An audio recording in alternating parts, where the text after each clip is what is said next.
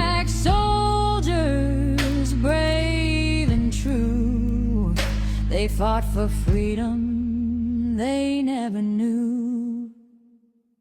They fought anyway for a country that didn't love them back.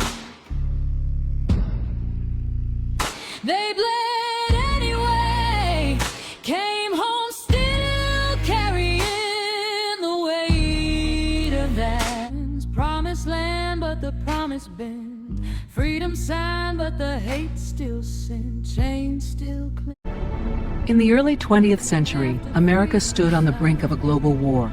For African American men, service meant answering the call of duty in a nation that denied them equality. With holes and prayer, stars and stripes, but nobody cared. Uniform sharp, dignity strong. Make sure you pray every day and write to us as much as you can. I will, Fanny. I'll write you and my daughters every day. William Henry Preston lived in Washington, D.C. with his wife Frances. Like thousands of others, his life changed forever in 1918. On April 28, 1918, William Preston was inducted into the United States Army and sent to Camp Meade, Maryland. Medals in a box, names in the dirt. History quiet about the hurt. Black soldier. At Camp Meade, Maryland, William Preston trained with the men of the 92nd Division, the Buffalo Soldiers, preparing for a war that would take them far from home. Make it look easy. Not bad at all. On July 26, 1918, William Preston and the men of the 351st Field Artillery boarded the SS Taormina, leaving the United States behind for the war in The Europe. voyage across the Atlantic was dangerous. German submarines prowled beneath the waves, and every crossing carried the risk of never reaching shore. The Atlantic was a gray, endless thing, and we rode it like a splinter of wood. Men clutched their coats, some losing stomachs to the sea. Mist still clung to the harbor when we set foot on French soil. Each step on those wet boards felt heavy but proud. Folks had gathered to see us. They called us when the drums went loud. Needed muscle, needed blood, needed bodies in the crowd. Picked up rifles, picked up faith, fought for freedom.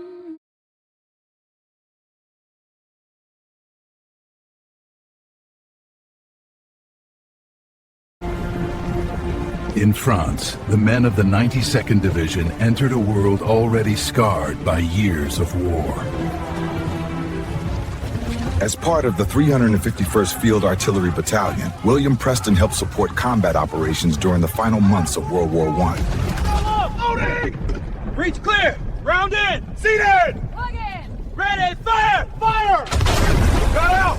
Next round coming! They didn't expect much from us. But when the call came, we answered. Sharp, precise, and deadly. We had to prove our worth twice, as soldiers and as black men. They looked at us and saw doubt, so we had to prove it. Steady hands, perfect volleys, targets turned to dust. We belong. For months after the armistice, the men waited, eager to return home, uncertain of when that day would come.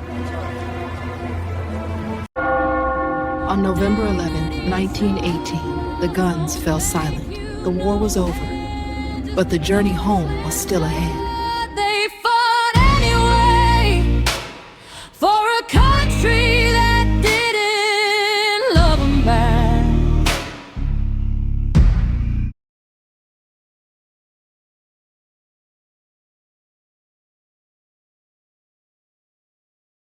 In February 1919, Private William H. Preston boards the USS Louisville at Brest for the journey back to the United States.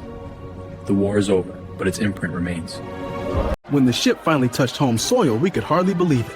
After the thunder and the mud, there was water lapping gentle against the dock and hands waving back at us. The Salvation Army sisters pressed candy into our palm.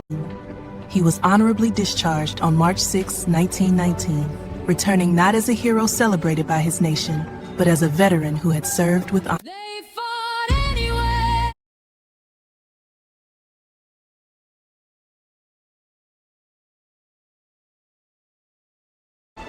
William Preston returned home to Washington, D.C., a veteran who had crossed an ocean, served his country, and survived the war. William Henry Preston lived his life far from the spotlight. Yet his service, and the service of the Buffalo Soldiers, helped shape a nation still learning how to honor all who fought for it. Like so many who served, William Preston returned home and carried his story quietly. His legacy lives on, in history, in memory, and in the paths we walk today.